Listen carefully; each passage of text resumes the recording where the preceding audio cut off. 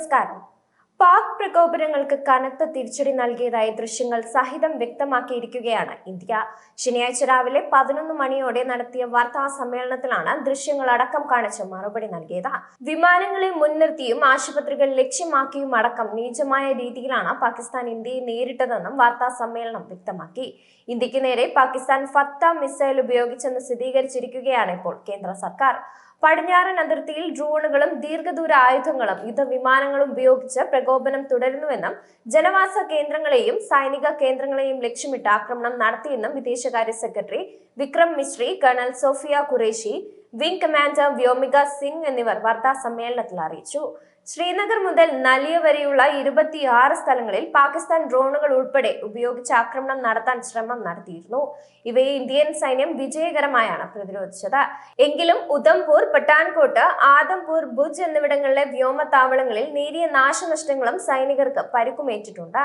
പഞ്ചാബിലെ വിവിധ വ്യോമതാവളങ്ങളെ ലക്ഷ്യമിട്ട് അതിവേഗ മിസൈൽ ആക്രമണങ്ങളും പാകിസ്ഥാൻ നടത്തി.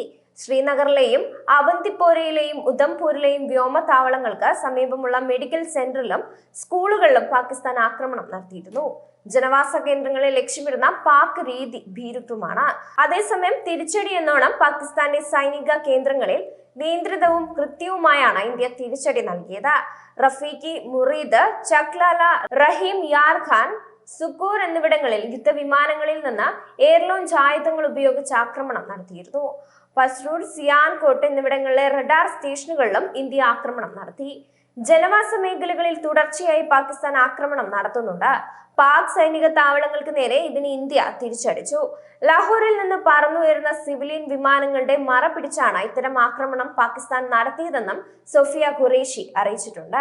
S-400 സൂക്ഷിച്ച ഇടം, ബ്രഹ്മോസ് ഫെസിലിറ്റി എന്നിവ നശിപ്പിച്ചെന്ന വ്യാജ പ്രചാരണം പാകിസ്ഥാൻ നടത്തുന്നുണ്ട്. ഇത് പൂർണ്ണമായും ഇന്ത്യ തള്ളുകയാണ്.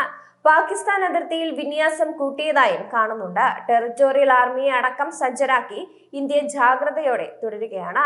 പാകിസ്ഥാൻ യുദ്ധവിമാനങ്ങളും മിസൈലുകളും ഉപയോഗിക്കുന്നുണ്ട്. യുക്കാബ്, ഡ്രോണുകൾ, യുദ്ധവിമാനങ്ങൾ എന്നിവ ഉപയോഗിച്ചാണ് പാകിസ്ഥാൻ ആക്രമണം നടത്തുന്നത്. ഡ്രോണുകൾ മുതൽ വലിയ മിസൈലുകൾ വരെ ഉപയോഗിക്കുന്നുണ്ട്. ഇന്ത്യയുടെ വ്യോമതാവളങ്ങളിൽ നേരിയ കേടുപാടുകൾ, ചെറിയ പരിക്കുകൾ എന്നിവ ഉണ്ടായിട്ടുണ്ട്. എല്ലാ ആക്രമണങ്ങളും ശക്തമായി ഇന്ത്യ ചെറുത്തുവെന്നും വിദേശ പ്രതിരോധ മന്ത്രാലയം വാർത്താ സമ്മേളനത്തിൽ അറിയിച്ചു. ശ്രീനഗറിലെ ആർമി മെഡിക്കൽ സെന്ററുകളും സ്കൂളുകളും പാകിസ്ഥാൻ ഉന്നമിട്ടിരുന്നു. 6 പാക് സൈനിക താവളങ്ങളും 2 വ്യോമതാവളങ്ങളുമാണ് ആക്രമിച്ചത്. ഇന്ത്യക്ക് നേരെ ആക്രമണം നടത്താൻ ഉപയോഗിച്ച ഇടങ്ങൾ മാത്രമാണ് തിരിച്ച് കൃത്യമായി ആക്രമിച്ചത്. അതിർത്തിയിൽ വെടിവെപ്പും ഷെല്ലിങ്ങും ഡ്രോൺ ആക്രമണങ്ങളും തുടർച്ചയായി നടക്കുന്നുണ്ട്. ഇന്ത്യൻ സൈന്യം എല്ലാ തരത്തിലുമുള്ള ആക്രമണവും നേരിടാൻ സജ്ജമാണ്. ഇപ്പോഴും ഡി എസ്കലേഷനാണ് ഇന്ത്യ ശ്രമിക്കുന്നത്. ഇന്ത്യൻ വ്യോമതാവളങ്ങളെല്ലാം സുരക്ഷിതമാണെന്നും ഉദ്യോഗസ്ഥർ അറിയിച്ചു.